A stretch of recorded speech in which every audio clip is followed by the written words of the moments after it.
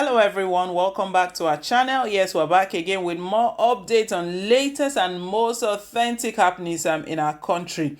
Yes guys, the one we've got today is from Edo State. We all know in recent times that Oshiomohle has faced a lot of criticism. That's as a result of what he did previously to his anointed candidate, the person of Ize-iyamu.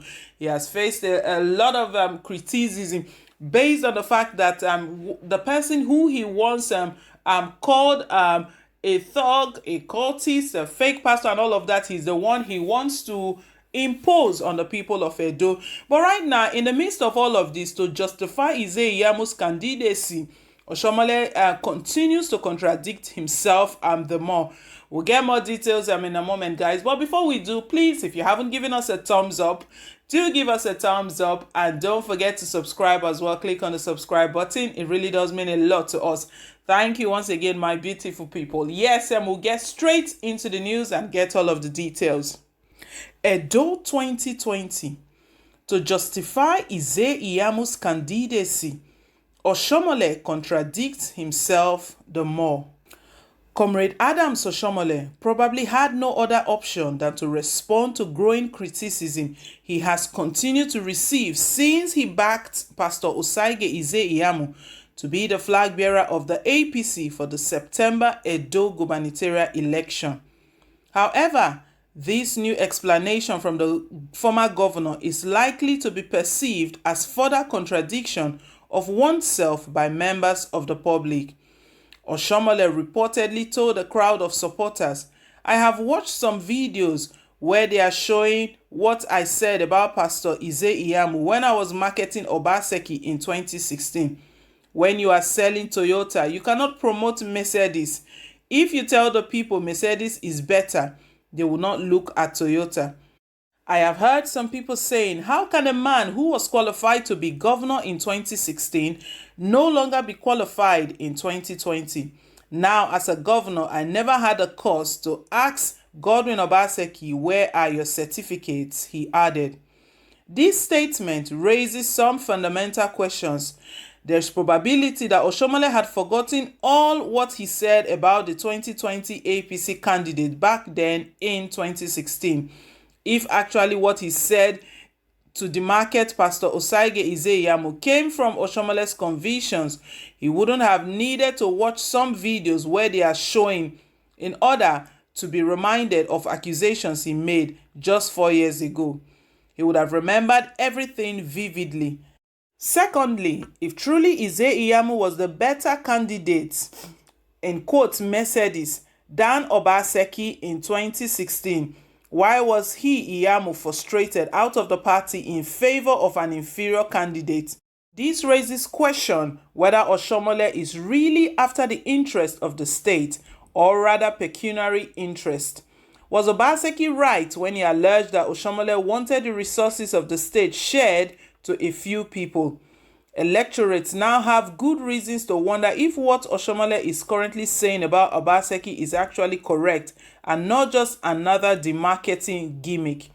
In case you are not aware, in 2016, Oshiomohle had remarked concerning Ize-iyamu that because he served in the highly vilified administration of Lucky Igbenedion from 1999 to 2007, the pastor cannot therefore be divorced from the well-acknowledged failure of the government. Part of what Oshiomohle said was, his first job, he was PA to who? Lucky Igbenedion. Second job, he was chief of staff to Lucky Igbenedion. Third job, he was secretary to government for Lucky Igbenedion. And after Igbenedion, he started building his private homes. Oshiomohle went further. All right, if we will not blame him for the failure of the government of which he was chief of staff and secretary to government, should that be a reason to promote him to the office of governor? He added. There are those who believe that Oshiomohle had no choice but to support Ize-iyamu for governor if truly he wanted to oust Godwin Obaseki from Edo State Government House.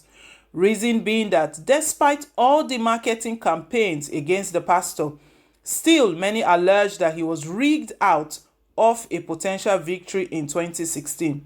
It seems that the man is so popular and no amount of smear campaign could douse his popularity. This line of argument makes a bit more sense than describing past statements as marketing gimmicks.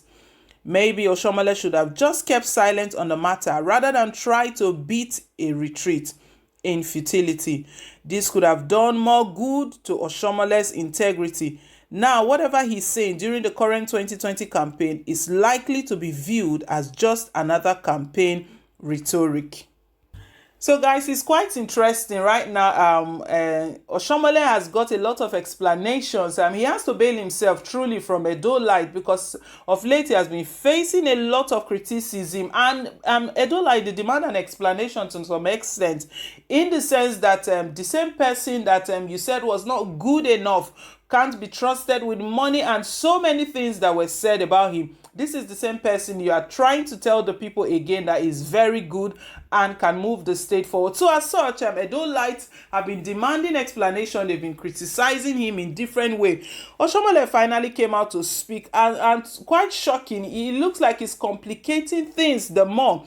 The more he tries to justify Ize-iyamu, the more he tries to explain himself. He's putting himself into I would say he's giving Edo-lites a different view of his personality, of who he truly is. Maybe just a politician and just playing politics. You see, even that he was even describing and explaining to the extent that he was using cars that if you're selling Mercedes, there is no way you will be marketing Toyota to your buyer. You have to promote Mercedes and not Toyota. You can see all of that. But in the middle of all of this, now we're in 2020. How does he expect Edo-lite to actually trust what he's doing now if it's not just a repeat of what happened in 2016? Because it's even worse. Like I said, Ize-iyamu was the one who started this during one of his interviews with Channels Television, where he stated that he doesn't think Oshiomohle is a bad person. Oshiomohle was just playing politics. To even make such a statement is even worse. To tell Edo-lites that all you are doing is playing politics. So anytime it's time for election, your job is to come and play election and not really concerned about the people. You are not really concerned about the welfare of Edo-lites. So guys, Oshiomohle, I think he's doing more harm to himself than good. And one shocking thing here, he stated that he has recently just heard about a video that is going online about him speaking against Ize-iyamu. So is it the video that is reminding Oshiomohle of all he said just 4 years ago?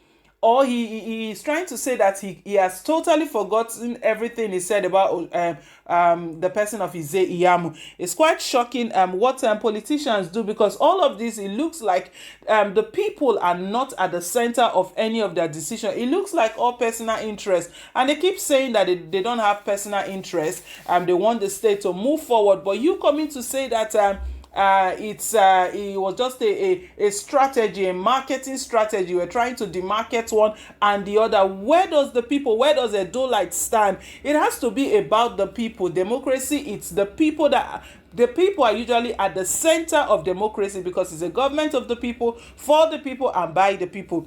Guys, we're just here to bring the news anyway. We don't support anyone. I'm not speaking for Obaseki or speaking against Ize-iyamu. It's just that these are facts. These are things that are happening at the moment, and our job here is to bring you all of this information, and all you do is that you make your decision.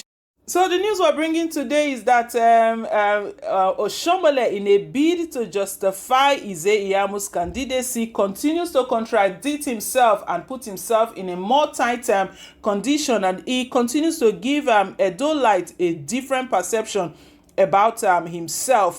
So guys, I do want you to please leave your comments regarding all of this. Edo State election, we know it's not long to go. September 19th is the big day where Edo would decide and choose their governor. Let's know what you think about all of this. Thank you once again. Please, if you haven't given us a thumbs up, do give us a thumbs up, hit on the like button, and don't forget to subscribe. Till I come your way again, it's bye for now, and God bless.